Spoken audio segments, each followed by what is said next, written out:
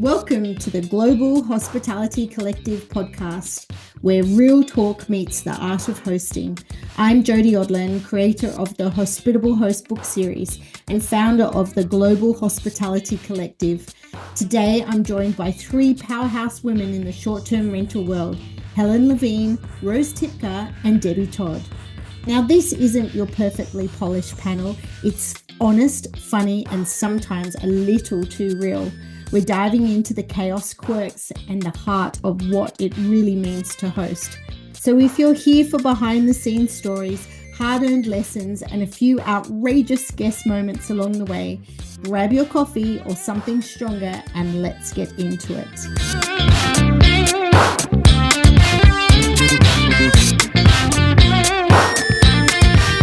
Hey ladies, how you doing? It's nice to see you this week. For those of you who are listening, I'm Jodie. Rose. I'm Helen. Hey, I'm Debbie. And so we're short-term rental hosts from around the world. So we come together each week to discuss how we run our short-term rentals, and hopefully you'll get some ideas from us and have a few laughs with us as well. So this week, what's been happening with everybody this week? So we had a great weekend. We had wonderful guests coming into town for weddings. And then we also had a book club who got together at one of our properties, and they left a lot of chocolates behind, which didn't make us mad at all. Nice. So we had another wedding this past weekend, which the weather here has been phenomenal, being that we're an outdoor kind of ceremony space. So far this year, and knock on wood, we've only had to do one inside the pavilion out of all the weddings so far. So yeah, the weather's been great, and I have a funny story to share with you when we start talking about reviews. Oh, reviews. Let's see, my week, gosh, you just asked that question, and I had to go, what all has happened this week? A lot. We are actually in the process of building, and we had a rockin' weekend last weekend, and they framed, it went from like a basement with a beam to like almost fully framed. So hopefully this weekend, it'll be fully framed, and then we'll get a roof on next week. So, wow, that's exciting. Yeah, that's exciting. So speaking of reviews, let's talk about them.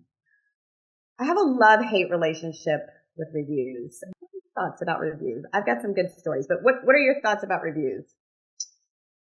I go back and forth on them because I get reviews through like Airbnb and those types of things, but I also get Google reviews because of our events, and I'm really working on our SEO and getting the Google reviews and all of that. But yeah, and I got a review left in our guest book, which I don't always look at those, and this is my PSA to take a look at those, because I had a guest come to talk to me because she was panicking about something she saw the previous guest write in the guest book. And so we had a wedding here, and when we have a wedding, this was 2 weeks ago, the bride and groom rent out the entire facility, and so usually the guests are staying on site may not have rented these cabins based on what the couple wanted.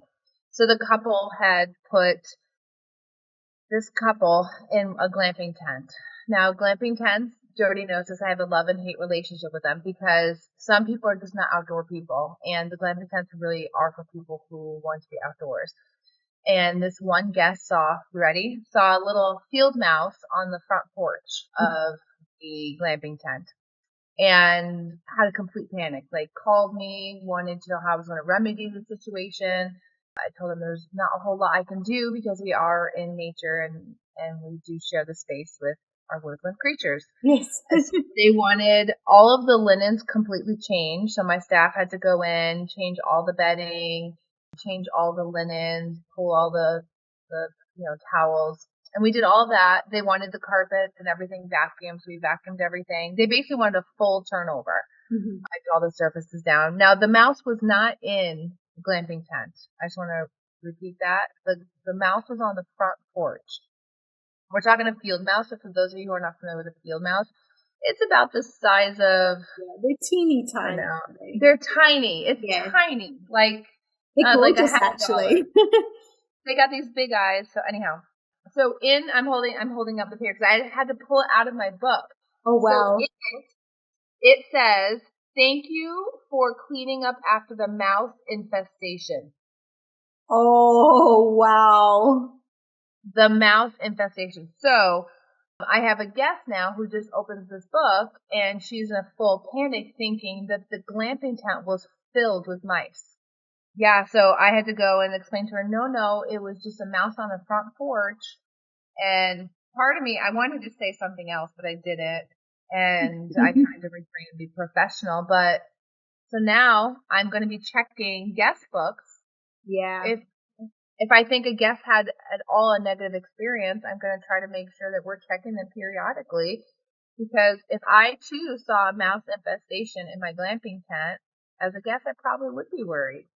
Yeah, right. So my PSA for today. Interesting. I have a mouse story as well. I share my mouse story because it also shows us that we can't really control the responses by our guests. You know, we can offer the same story and the same experience, but they have two totally different views on it. So I also have properties in the countryside. So we have little field mouse in England too, and they're teeny tiny like that. And it was winter time, and I got a call. Couple had seen a mouse in the cottage, and they needed to leave immediately. You know, they wanted a full refund of their week's stay, of course. They were leaving 2 days early. So I was horrified that there was a mouse in there. And so I went in there with my son. We turned the place upside down. We actually found him. And the poor little critter had got into the storage cupboard, had made a beautiful little nest in a pillow. He'd chewed it all out. And then he had got the little sugar sachets and dragged them all around. So this guy was going nowhere. Anyway, I came in. We tried to catch him, but we couldn't. So I ended up getting the vacuum, and I sucked him up with the vacuum. And it was one of those Dyson ones where you can see the fluff on the inside, the dirt. And so there he was, stuck up on the side of the vacuum. And I felt so bad because his little eyes were still blinking. So I actually took him down miles away. I went for a jog and took him down to the field and took some sugar sachets with me to keep him feeling at home. Anyway, we still had the cottage was still sofa turned over. And the next guest came, and they came early to check in. They just wanted to leave their bags. And I said to them, look, I'm really sorry. We've just had a mouse in the cottage. We have got him out, but I'm not sure if there's any more. And they said to me, oh, it doesn't matter. We don't mind sharing the cottage with Mickey Mouse. And I was just like, oh, thank goodness, some decent people. And I tell that story because, we can't always regulate, I suppose, how our guests are going to feel given that they're given the same product. So one couple just thought having a mouse like your people, Helen, was just disgusting. And then the next people were just like, oh, whatever.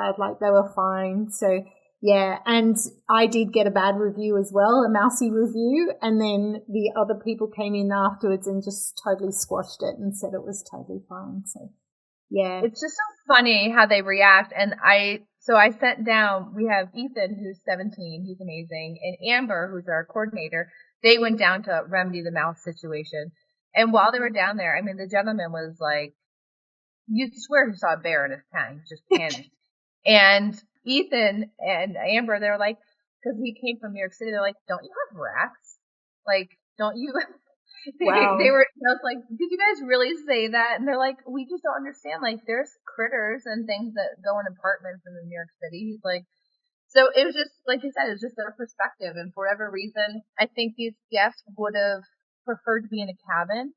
And I think there might have also been, because we never saw the mouse, I think there may have also been like a jealousy a little bit with those guests and other guests about how they wanted to be in a certain building and they weren't, because they asked if they could go to be, switch with another guest to be in another building. The bride and groom were like, no, that's your space. That's where we put you. So I think there may have been more to the situation, but yeah. Debbie, how about you? Have you gotten I was like, which one did I talk about? Yeah. What's your worst review? The worst. Okay, so I have gotten probably 3 is my worst. One of them was because we didn't have a bathroom in the basement. I never said we had a bathroom in the basement. They said our stairs were too steep. It is clearly listed in our listing because of that. They are steeper stairs. So that's my probably tip is, if you've got some weird things, we do, like, especially when you buy them and you renovate them, there's some weird things sometimes, unless you build them, which when you build them, it's going to be fantastic. Everything's going to be perfect. We'll talk about that next year when it's built. But put it in your listing, ask ChatGPT how to say it in a nice way, and then just make sure so guests know when they come back and they're like, your stairs are too steep. I'm like, we are aware of that. We do put it in our listing. And I was actually able to get that 3-star removed because I was after a lot of work. Yeah, it's a lot because of work. I clearly said we state everything in our listing. There is nothing that says there's a bathroom in the basement. And we're getting dinged for this, so I did, after 3 attempts, I was able to get that removed. Recently, goodness, I went like over a year, I get super excited, and I do take them to heart. I try not to, because we do the best we can, but I think communication from booking on helps. But we got a 4-star review, and actually, it was warranted. It was one of, when I first got it, I'm up in arms, whatever. Like, why'd they give me not, and then when I read it, I'm like, you know what? We could probably, we hadn't taken a look at our kitchenware and and I was like, you know what? That was fair. And I kind of needed that. So, there are times that I'm like, okay, I'm going to take this. And I reached out to the guests again and said, hey, thank you so much. By the way, and I responded saying, this is what we've done. We've done A, B, and C. It's great. You will have a 5-star experience next time. Then, so I think it's how you handle it. There are times that, we try our best and then we do have to say, all right, well, maybe I need to change this up. And we need to be humble to do that. Because we're not perfect. And I did get a 3-star like 2 weeks ago. And it was one of those reviews too that they were like, everything was great. Can't wait to come back. They were like, there were a couple minor things, but other than that, it was great. And it was 3 stars. So I did reach out to the guest because with our pre-arrival form and direct booking, we'll talk about them another podcast, but I was able to contact them and, text them and say, hey, again, very nice. Thanks for everything. Thanks for staying. But I also shared with them the review, like how reviews affect us. Because I feel like people think, oh, it wasn't perfect. Well, you know what? No one's perfect. So what does that look like? So I think it's just, we keep the little review. I don't know if y'all have, I think I just shared it with Jodie. You did. Yeah. Kind of like, and I love it. Like, it's like this, 5, kind of how it affects us on the algorithm, 5-star is not perfect because no one's perfect. And then how it works down from there. So yeah, I think lots of times it's educating guests. It's trying to communicate before things, but we can't always do that. And then how do we respond to it? And I think that will determine, but it's a lot of moving parts and a lot of different people's personalities.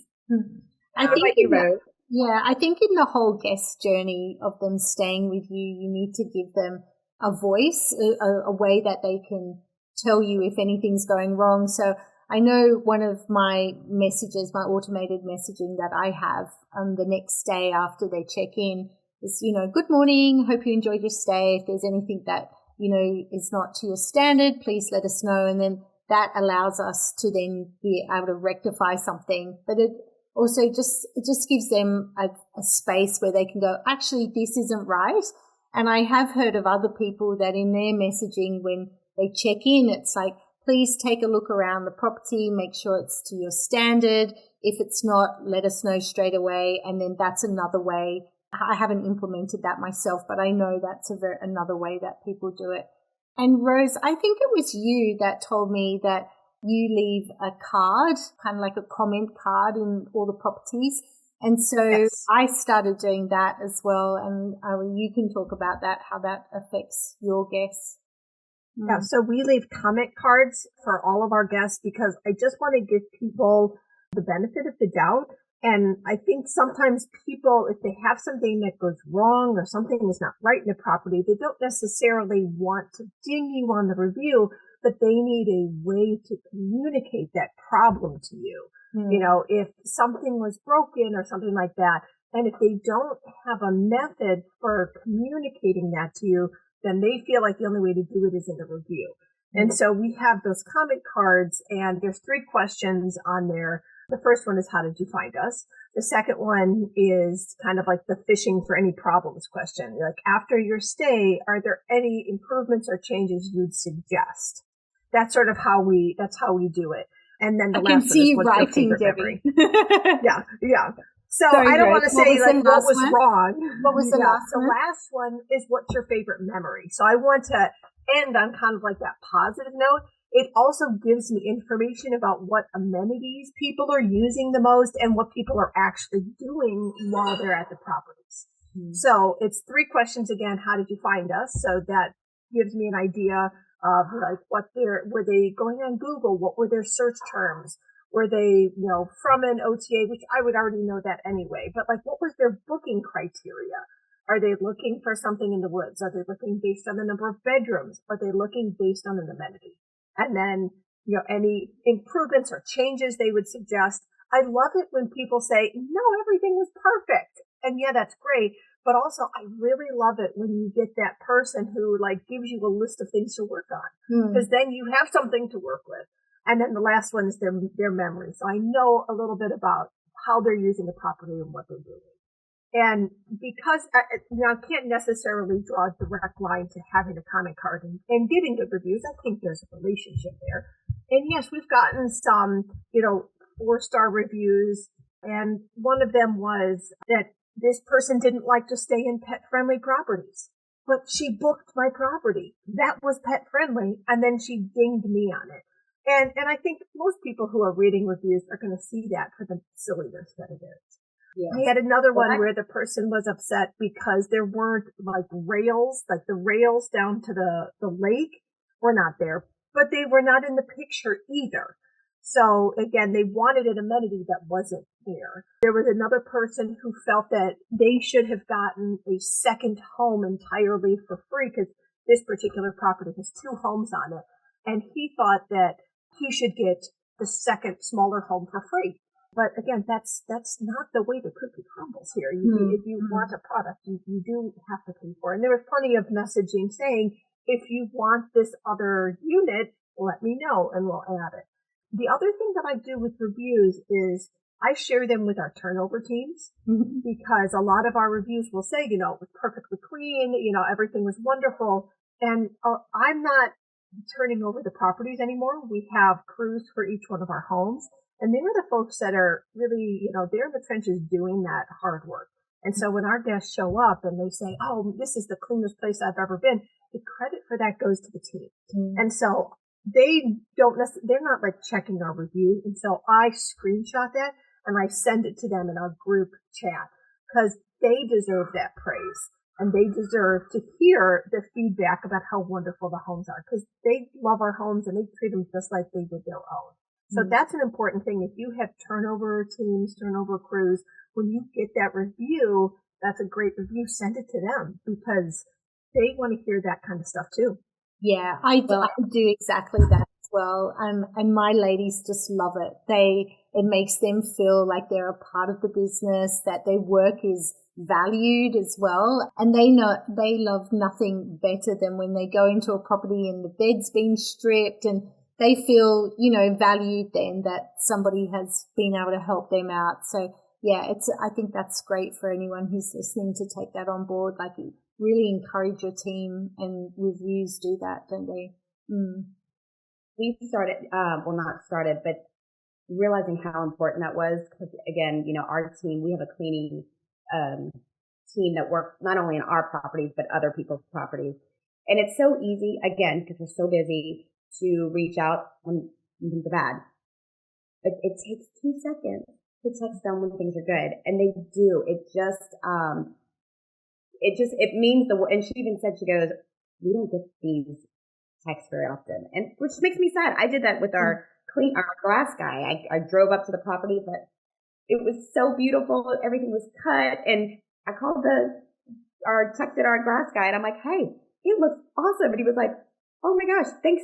Just those little things. So yes, I think, when you get the reviews, looking at them from all aspects of what can be changed, maybe what's something, oh, I might need to put this in my listing because people keep referring to, so use those reviews to help you grow and get better. And then also how you respond to the reviews, I think is huge because, you get these, whether good, whether, bad, but how do you respond to them? And guests look at that because you know what I do? When I go to something and I see all these stars, I go to the lowest ones and I check them out because I want to see what's going on, and then if there's a response, when there's a response, I read it. I'm like, oh, okay.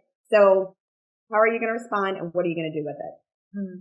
I have a rule for responding, and when the review comes through and if it's not the greatest or they've picked on something which I feel is unjust, I let it sit for 12 hours. And I learnt this when I worked for one of the big hotel chains. That was the hotel chain policy, that we let it sit for 12 hours because it takes the emotion out of it then, especially because they're our businesses, different working for a big company, but even they do that as well. And then come up with a really good response. And like you say, use those reviews to, to do something better in your business, like learn from it. But if you feel that it is unjust, I don't think there's anything wrong. And I hope that other hosts agree with me to call some of these guests out because some of them have totally unreasonable requests or expectations. I have 500-year-old cottages and they rate me like they're staying at the Four Seasons and they're not paying huge amounts of money to stay there. They do expect a great level of service, which I feel we give all of our guests, and most people do feel that. But so just let it sit for 12 hours and try and respond without the emotion involved in it and just be very factual and this is actually what happens. So yeah, that's a great tip. I had a guy that mentioned that one of our kitchens was not as updated as he would like. It was fine. He said it was very functional, but it wasn't, as updated. And so I'm like, are you kidding me? So I mentioned because we were going to update it when we renovated, but we decided to do a theater room instead. So I was like, so I kind of mentioned that. I was like, we have options and this is why. I'm like, for what, but it is. You gotta, sometimes you need but I like the 12-hour thing. I'm going to incorporate that. So Jodie, I have a couple tips that I have actually learned in the wedding world that I brought into short-term rentals. And one of the things this year we've been trying really hard is to get more reviews, like finding ways to get the reviews, but doing it more through Google, getting more Google reviews to help kind of build our direct booking and those types of things. And there's two things that we did that has helped tremendously. One actually is right here behind me. So I gave these. So for those who can't see, it's a little business card and it has a QR code and the QR code goes right to the Google review link. So as soon as they scan it, and what my team has done is the cleaning team started writing on the back of these and saying, hey, I hope you loved your stay. I really enjoyed, make sure your space was ready for you. If you loved your space, can you please leave me a review, from Danny or Ethan or whoever it is that was cleaning? Because my staff, if they get reviews and their name is mentioned at the end of the season, we do a raffle for a big prize. We do five of them. So my team has been working to get reviews, so it's not just on me. And the other piece is we ask all of our vendors, so anybody who comes to the property, even if they're not a guest, the person who drops off the cake, the person who helped, remove a tree, we ask them and say, hey, would you be willing to leave us a review? And I'd be more than happy to do the same for you if you want to send me the link. Mm-hmm. And that, as business owners, the person who comes to remove the tree or whatever, they get it. And so we do that. And that has helped out quite a bit. So last month we got, I think, 23 reviews on Google, which is great because a lot of those guests that stayed were in Airbnb, but they left an Airbnb review and then they also went and left me a Google review because of this little business card because, they're sitting there and they're like, oh yeah, I'll do that for Danny, or whoever cleaned the cabin. But so that's my one little tip. We started that this year and we noticed an impact for getting more positive reviews. That's great. Now we're working on building up our Google reviews as well. And so I have a automated message.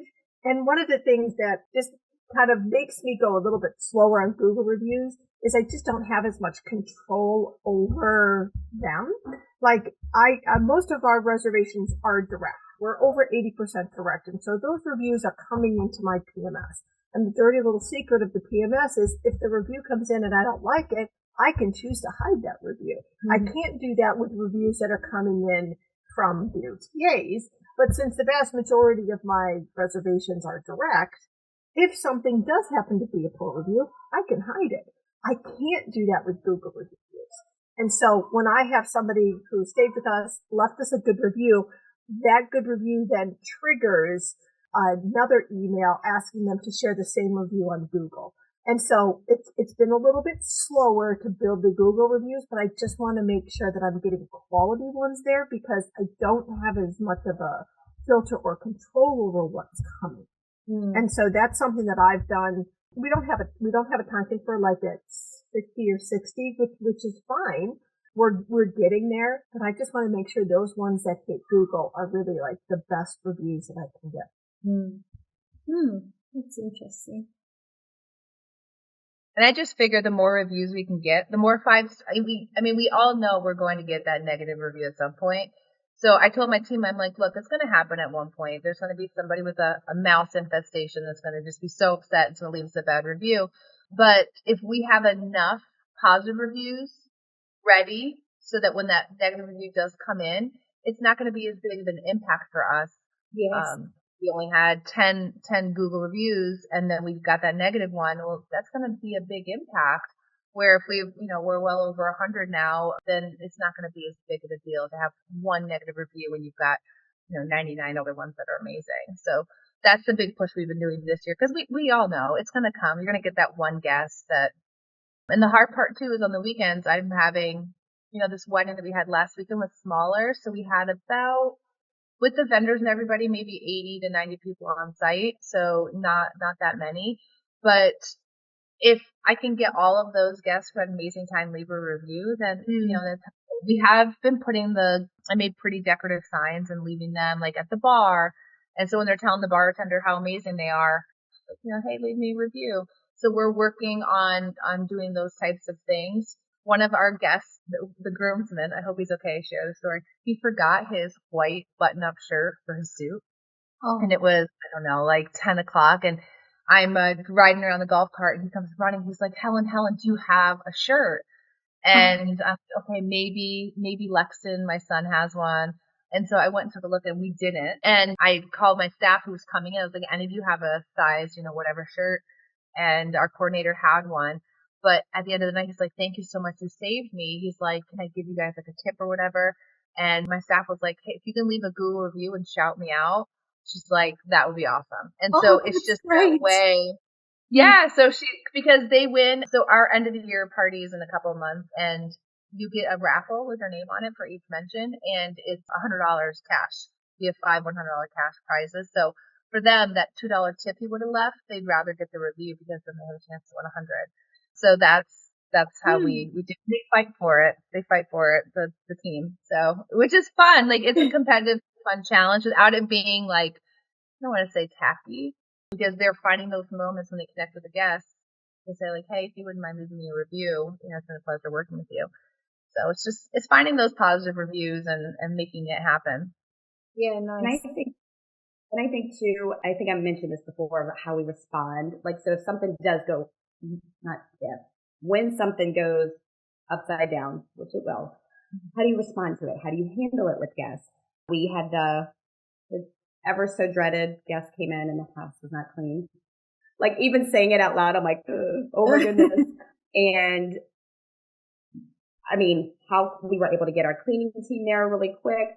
We did refund the cleaning costs because obviously these guests were amazing. And I just tried to stay in contact with them. Like, hey, they're coming this time. Where would you like them to start? Like I'm like, guide us through this. And, again, the next day, like checking on them. Of course, my heart is like, I'm so sorry. But what was so cool is that with all the communication, and I had communication with this guest prior to them coming. I think that's huge too. We already kind of had a relationship to a certain degree, different things going on with the cabin and their party. So when they came, it's almost kind of like I already knew them a little bit, even though I've never met them before. Well, at the very end of their stay, they reached out to me and I said, I'm going to refund your cleaning fee. And they said, we talked about it as a group and we would like to give, instead of you refunding us the cleaning fee, can you please give the cleaning fee to a charity of your family's choice? And I was like, are you kidding? Like, how cool is that? That now the guests, because of, all the give back, now they're thinking that way. And so it's just such a cool how you can incorporate all these different things together to really make, again, things that aren't perfect into something that ends up being, a pretty cool ending. So. One of the things that really helped me moving forward with reviews is just letting go of the idea that my guests were holding me hostage over reviews. Because don't get me wrong, you're going to get somebody who's going to come in with that attitude that they have you by the cabonis and they're going to get whatever they want because of their review. And there was a day where I was just like, you know what? I'm not going to be held hostage by guests for this. And I'm going to do right by our guests. I'm going to do right by our guests because that's the right thing to do. And that's the person that I am. And so because of that, they don't have anything to fear from me. That if something does go wrong, I'm going to do what I can to make it right. And so when I just kind of like had that perspective shift, that they don't have anything to be afraid of from me, I don't have to be afraid of them back. And yes, you're going to get that bad egg. And we have properties that tend to be more expensive during certain times of the year. And don't we all want $1,000 a night experience at $200? But that's not the way the world works. And so I want to make sure everyone's getting the best experience possible. But I'm also not going to be held hostage by somebody who says, if you don't X, Y, Z, then I'm going to leave you a bad review. Okay, if you feel like you need to do that, I'm doing right by you. If you choose not to do back, that's the way the world works. But I'm not going to be held hostage by that threat or implication of a bad review because I've done right by you. Yeah, good for you, Rose, because I think when we all start in this business, we are aware of reviews and how they can affect your business. And as you were saying, Helen, if you don't have, all these great reviews to kind of off balance the one negative review, we panic a little bit. And I know when I started, I'd give people refunds because they found, something wrong and again, little things like we had an ant infestation, but we didn't. The guests said we did. They were from London and we had this little circle of about half a dozen ants and they called me in to spray them, So I think it is really important, Rose, that we as hosts believe in our product and we know that our guests are coming have all sorts of expectations. But if we know that we've delivered a great experience and a great service and a great product, then we should stand by that as well. And I would love to see more hosts kind of push back on these guests because there are professional guests out there. Like I've heard it on different podcasts and when Clubhouse was around that they know what they're doing. There are guests in there that they come, they book a 2-week stay and then like on the night before they'll tell you all of this stuff is wrong and now Airbnb give them a full refund. Or they bring bed bugs. Have you heard of that story? There's people out there and they'll bring bed bugs and they'll put it on your No. Yes. And this happens in the US and they take pictures of bed bugs and then they'll get a whole month's stay for free. And so there are professional scammers out there who are trying to get something for free. And I'm with you, Rose, all the way. If you believe in what you have and what you're offering is good, then stand by that and don't be afraid to get a negative review. I think that's really important. Do you have a rule for myself? Is when somebody texts me a picture of a bug, and it usually people that are scamming with the bug scam, they don't do it while they're staying. They do it after they check out, and they usually do it from a phone number that's not associated with the reservation. So, and again, I've gotten these messages before, and gosh, I'm the professional. I know this daycare. And so usually it's somebody who like, I stayed at your place, they don't say which one, with my family last weekend. And when I came home, I found this bug in my luggage. And then they'll just like send me a text of a bug. I do not respond in any way to those people at all. They get silenced from me because, it's a number I don't know. I don't know where you stayed. I don't know who you stayed with. And you've just sent me a random picture of a bug. That screams scam, and they get nothing from it. They don't get a response. They don't get a text back. Nothing. And now when that happens, on my side, at the manager side, I am going to be bringing in my pest control team. And I am going to have them walk the property, walk the houses, and make sure that we're good. But 100% of the time, that has been a mistake. Those people get no pizzazz, no attention from me. Now, when guests leave a negative review, now for Airbnb, you don't see the review until after you can't change your review. You don't see each other's review until I forget how much time has passed, or if you've both left a review. Have any of you been I wish I'd given that guest you get a negative review, you're oh man, I wish I hadn't given them a 5. Yeah, sure. You're if I could only change it to a 3 for what you really were as a guest, because I feel like I'm generous with guests, kind of. And see, and that's the other flip side, Helen. We should be reviewing the guests in the same way that they review us. But I know most people don't. They will go on and just give everybody a 5-star. But they value, rate us that way. I think it is really important because I know for me, if I had a booking come in and the guest had a 3-star review, I wouldn't accept them. Or they're going to be trouble. So suss them out a little bit. So I had one the other day. I got a 1-star review, which I'm not very proud of. But it was, again, nothing that I did. So my properties are in a small country town in the UK, and we have a church that has beautiful bells that ring. And this church was ringing its bells throughout the night, which I live in Australia, so I don't even know what's going on. And I actually put a post in the local Facebook group and asked, why are the church bells ringing? Have they been ringing all night? I've got guests staying in a property and they're complaining. Well, that kind of set off a whole tangent from the villagers.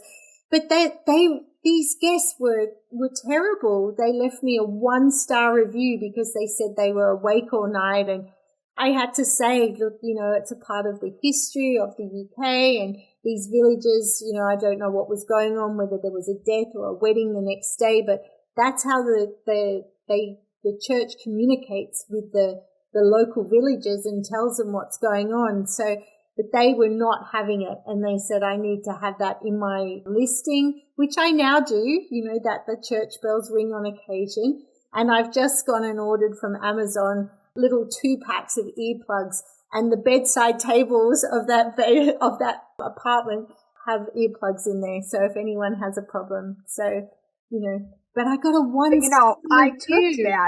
I took that situation though, because I managed Jodie's social media page for her company in the Cotswolds. So I took that though, and I combined that with a video that has the church bells ringing, and I put that on your social media page. Yes. And the caption was, can you believe we got a 1-star review because a guest complained about the church bells? And that reel did so well. And people were in the comments I love the church bells. What's wrong with people? So, we took that situation and used it for social media content and got really great reviews and good responses. I love that. So, there we go. There was a win. I usually leave 5-star reviews for guests, but if they're not good guests, I don't review them. And that is and I should, like you said, we should give them the same, because again, if I'm looking at guests and guests are horrible, I want to know that as shame on me, but I do, I'm just not going to review them, so I'm going to take this. So Debbie, again, we're not doing it anymore. So put up your hand. Yes. Put up your right hand and say, I promise. I promise. I promise. to leave reviews to guests. Leave reviews to our guests. Because I want to protect my fellow hosts. Because I want to protect my fellow hosts. Exactly. Because I don't want to send my mouse infestation person to you without the heads up, knowing that they're going to complain about a tiny mouse on the front porch. And so we need to protect each other as hosts and say, hey, you were a lovely guest. And then put something in there. Like, as teachers, we have this, teacher code that we would read each other's report cards, and we know, such a pleasure in class, loves to socialize, has many friends. That's our way of saying doesn't stop talking in class. It's a nice way of saying it. So we need to, as hosts, be like, you were a lovely guest. I'm sorry you found, all these issues, but I was happy that we were able to remedy it. That should be the clue to the next guest. This person's going to complain the entire stay.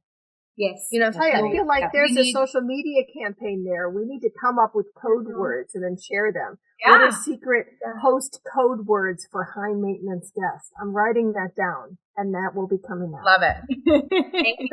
Thanks, everyone. So one of the things that we do at the end of our podcast is we kind of come up with a word to describe our week or our journey in the STR world. So who wants to share their... And, this is rapid fire, so quickly share your word. And so, Debbie, what do you got? So I literally wrote down something, and I'm not even saying it. Honesty. That's going to be which I'm all, but honesty. That's my word right now. Love it. Jodie, how about you? Mine is maintenance. So I have a plumbing issue at the moment, which as soon as I get off this podcast, I'll be ringing the plumber yet again. It's been summer in the UK, and we've had all the heating turned off, but it's just flicked its switch and got cold, and so I've got some plumbing issues for maintenance. Right. Rose, yours? Yeah, I'm thinking future-minded right now. We're out of our busy season. We're looking, 3 to 6 months in the future, and so I'm doing a lot of future-minded work. Mine's infestation because of the sound situation. And I'm actually using that as my word because I'm taking the power over it, and I'm laughing at it because it's so ridiculous. So, good for you. Good for you. So thanks, ladies, for joining today. And I hope the listeners have really got something out of our conversation about reviews. So stay tuned for next week, and we'll have a great week ahead. This is the Global Hospitality Collective, where we believe hospitality starts with how you make people feel. If you felt connected with today's conversation, please subscribe and leave a review. It helps us reach more hosts around the world. Next week, we'll hear from some of the authors of the Hospitable Host book series as they share their journey, their struggles, and their wins. Until then, keep showing up, keep leading with intention, and above all, keep hosting with heart.